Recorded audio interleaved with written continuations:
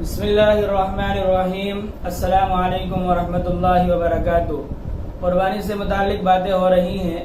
میں آج آپ حضرات کے سامنے ان جانوروں کا تذکرہ کروں گا جن کی قربانی جائز ہے اور ان کی عمریں کتنی ہونی چاہیے اور ایک جانور کے اندر کتنے حصے دار شریک ہو سکتے ہیں اور کس کس نیت کے ساتھ آدمی حصے ایک جانور کے اندر 6 آدمی شریک ہو سکتے ہیں، ان کی نیتیں کیا کیا ہونی چاہیے کہ ان کی قربانی جائز ہو سکے۔ سب سے پہلے جن جانوروں کی قربانی جائز ہے ان میں بکرا، بکری، گائے، بیل، بھینس، بھینسا، کٹڑا، کٹڑی، دمبا، دمبی، اونٹ، اونٹنی، ان جانوروں کی قربانی شریعت مطہرہ کے اندر جائز ہے۔ اب ان جانوروں کی عمریں کتنی ہونی چاہیے؟ بکرا اور بکری 1 سال کے ہونا ضروری ہے۔ دمبا، دمبی، بھیڑ 6 سال کے ہوں تب بھی قربانی ہو جائے گی، لیکن دیکھنے میں اتنے بھاری بھرکم اور اتنے ہوں کہ دیکھنے میں یہ معلوم ہو کہ 1 سال کے ہیں، دیکھنے میں ایسے لگے کہ 1 سال کے ہو، تو 6 مہینے کا بھی ہو تب بھی قربانی جائز ہے۔ اونٹ، اونٹنی 5 سال کے ہونا ضروری ہے۔ گائیں، بیل، بھینس، بھینسا، کٹڑا، کٹڑی، ان تمام کی عمر 2 سال کی ہونا ضروری ہے۔ اب بکرا اور بکری، اس میں صرف ایک آدمی حصے دار ہو سکتا ہے۔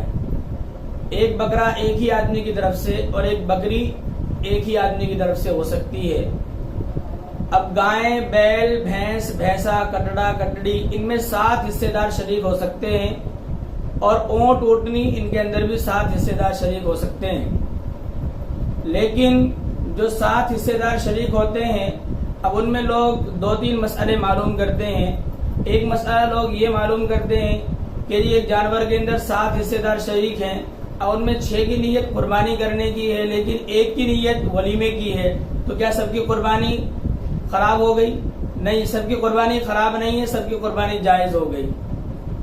اب دوسرا سوال لوگ کرتے ہیں کہ 6 آدمی کی نیت قربانی کرنے کی ہے اور 7ویں آدمی کی نیت عقیقہ کرنے کی ہے، تو کیا ہماری قربانی جائز ہے؟ جی ہاں، سب کی قربانی جائز ہے، لیکن اگر 6 آدمی کی نیت قربانی کرنے کی ہے اور 1 آدمی کی نیت گوشت کھانے کی ہے تو کسی کی قربانی جائز نہیں ہوگی۔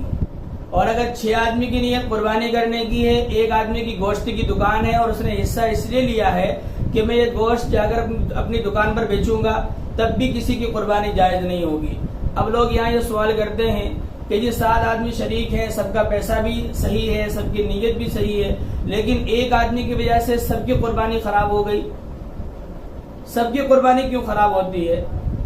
اب آپ مجھے بتائیے کہ جب آپ نماز پڑھتے ہیں، نماز کے اندر آپ سے کوئی غلطی ہو جائے، جب آپ نماز لوٹاتے ہیں تو جس رکعت کے اندر غلطی ہوئی ہے وہی رکعت لوٹاتے ہیں یا چاروں رکعتیں لوٹاتے ہیں؟ چاروں رکعتیں لوٹاتے ہیں۔ تو اسی لیے آپ ایک جانور کے اندر شریک ہیں، 7 حصے دار ہیں، سب کی نیت ہے، تو اگر 1 کی نیت خراب ہوگی تو سب کی قربانی خراب ہوگی۔ کیوں؟ جانور کی گردن بھی ایک ہی ہے۔